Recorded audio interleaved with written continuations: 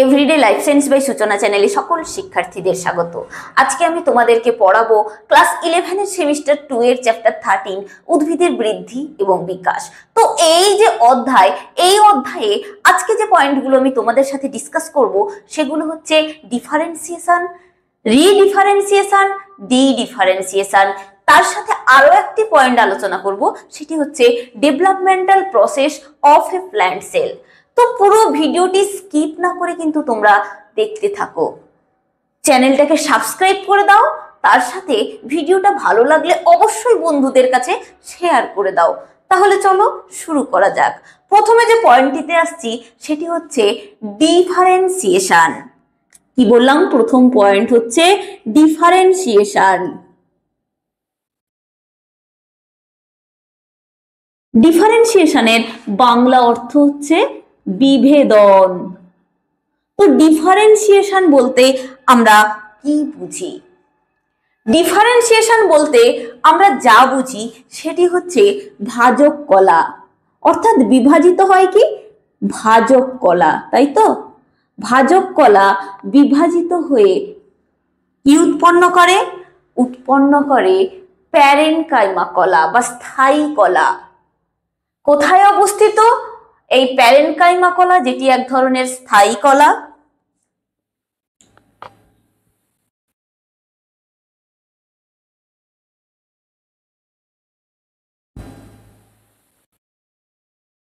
এটি নালিকা বান্ডিলের মধ্যবর্তী স্থানগুলিতে অবস্থিত। কোথায়? নালিকা বান্ডিলের মধ্যবর্তী স্থানগুলোতে এই প্যারেনকাইমা নামক স্থায়ী কলা অবস্থিত। এই যে ভাজক কলা বিভাজিত হয়ে প্যারেনকাইমা নামক স্থায়ী কলাতে রূপান্তরিত হয়, এই প্রসেসটাকে বলা হয় কি বলতো? এই প্রসেসটাকে বলা হয় বিভেদন। বুঝতে পেরেছো? এর পরবর্তী যে পয়েন্টটিতে আসছি সেটি হচ্ছে ডিফারেন্সিয়েশন।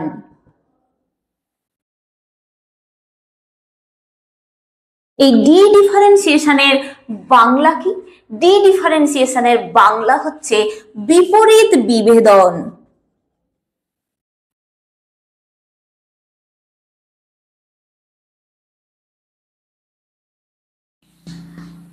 তো কি হয়? এই প্যারেনকাইমা কলা অর্থাৎ নালিকা বান্ডিলের মধ্যবর্তী স্থানে যে প্যারেনকাইমা কলা অবস্থিত, এই প্যারেনকাইমা কলা তা স্থায়ী কলা, তাই তো? তো এই প্যারেনকাইমা কলা যখন তার সব বৈশিষ্ট্যগুলো হারিয়ে ফেলে, কি হয়?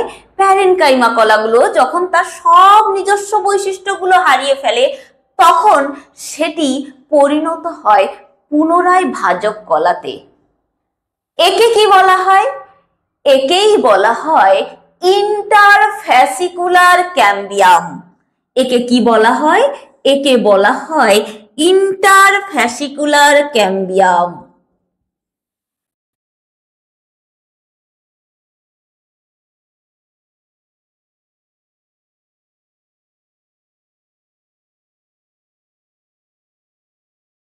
একে বলা হয় ইন্টারফ্যাসিকুলার ক্যাম্বিয়াম।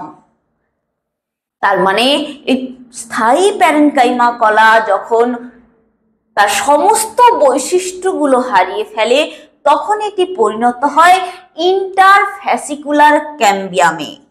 অর্থাৎ এই ইন্টারফ্যাসিকুলার ক্যাম্বিয়াম হলো এক ধরনের ভাজক কলা, তাই তো?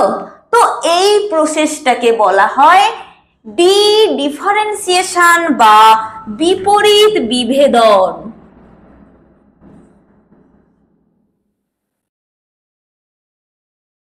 বুঝতে পেরেছো?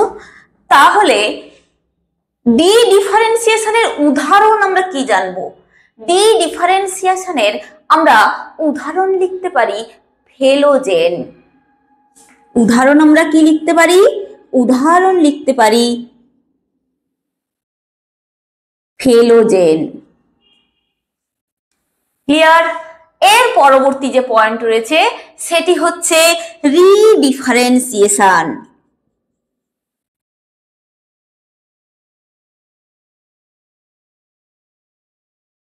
এই রিডিফারেন্সিয়েশনের বাংলা কি? রিডিফারেন্সিয়েশনের বাংলা হচ্ছে পুনঃবিভেদন।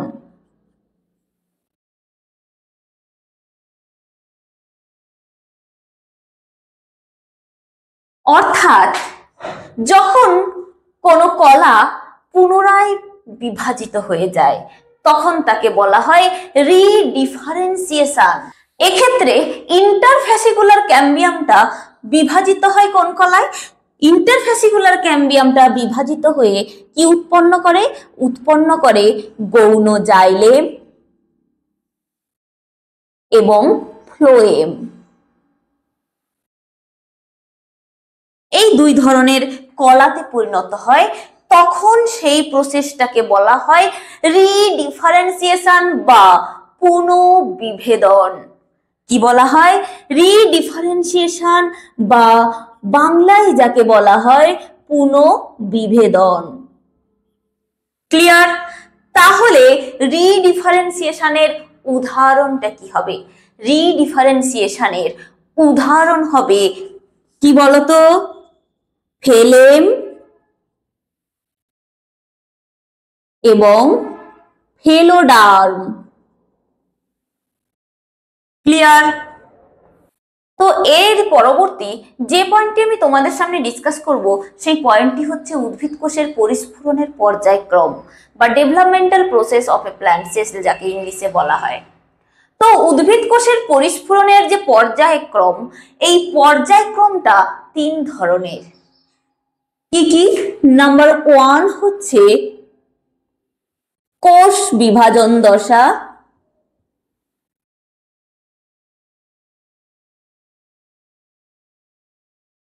নাম্বার 2 কি হবে?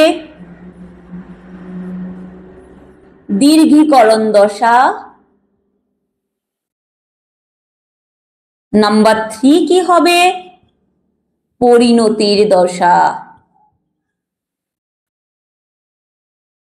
বা যাকে ইংলিশে কি বলা হয়? বিভেদ দশা। তো প্রথমে যে পয়েন্টটিতে আসছি সেটি হচ্ছে কোষ বিভাজন দশা। তো এই কোষ বিভাজন দশাটা কোথায় পরিলক্ষিত হয়? কোষ বিভাজন দশাটা পরিলক্ষিত হয় উদ্ভিদের ভাজক কলাযুক্ত অঞ্চলে। তো উদ্ভিদের ভাজক কলাযুক্ত অঞ্চলের কোষগুলো মাইটোসিস পদ্ধতিতে বিভাজিত হয়। কোন পদ্ধতিতে বিভাজিত হয়? উদ্ভিদের ভাজক কলাযুক্ত অঞ্চলের কোষগুলো মাইটোসিস পদ্ধতিতে বিভাজিত হয়। মাইটোসিস পদ্ধতিতে এই কোষগুলো বিভাজিত হয়ে সম আকৃতির কোষগুলো সৃষ্টি করে, যেগুলো প্রত্যেকটি পাতলা প্রাচীর সমন্বিত হয় এবং ঘন প্রোটোপ্লাজম যুক্ত হয়। ক্লিয়ার?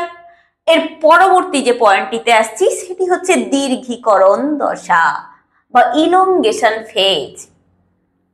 তো দীর্ঘীকরণ দশাতে কি হয়? এই দীর্ঘীকরণ দশাতে কোষগুলোর কোষ প্রাচীরের গায়ে সেলুলোজ জমা হয়। সেলুলোজ জমা হয়ে কোষ প্রাচীরকে স্থূল করে দেয়। বুঝতে পেরেছো? তো কোষটি আকারে আরো বাড়তে থাকে। কোষের মধ্যে গহ্বরের সৃষ্টি হয়। কোষের মধ্যে যখন গহ্বরের সৃষ্টি হয় বা ভ্যাকুয়ালস সৃষ্টি হয়, তখন কোষের মধ্যে রসস্ফীতি চাপ বেড়ে যায়, ফলে কোষ আরো আকারে বৃদ্ধি লাভ করে।